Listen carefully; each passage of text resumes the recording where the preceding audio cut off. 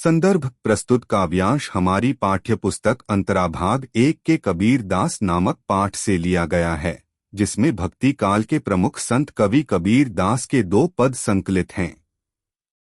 यह पद उनमें से एक है। प्रसंग इस पद में कबीर दास ने अपने समय में भारतीय समाज में मौजूद दोनों धर्मों, हिंदू और मुसलमान, की सामाजिक रूढ़ियों की आलोचना करते हुए दोनों को अस्वीकार किया है।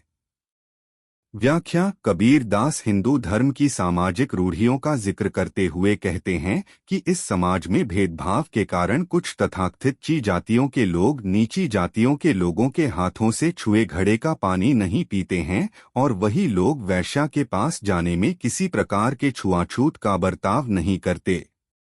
कबीर कहते हैं कि केवल जन्म के आधार पर काल्पनिक ऊंच नीच की बात करने वाले, किसी को छोटा और अछूत मानने वाले लोग अपना शरीर बेचने वाली स्त्री के पास जाने में संकोच नहीं करते, जो जन्म से नहीं कर्म से बुरी और निंदनीय है।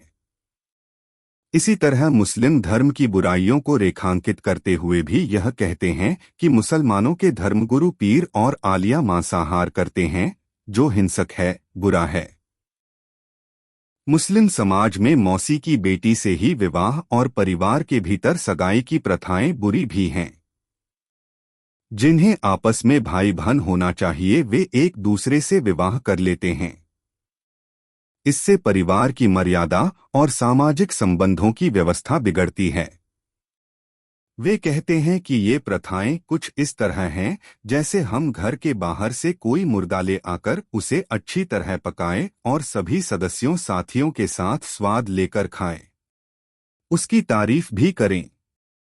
दरअसल कबीर इन कथाओं को ही मुर्दा कह रहे हैं और उनके समर्थकों को मुर्दा खाने वाला। वह कहते हैं कि मैंने हिंदुओं का हिंदुत्व और तुर्कों, मुसलमान की मुसलमानियत देख ली है। मैं इन दोनों की बुराइयों और सीमाओं से परिचित हूं।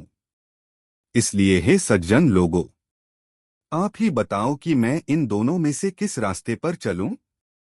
अर्थात मेरे लिए ये दोनों रास्ते स्वीकार करने योग्य नहीं हैं।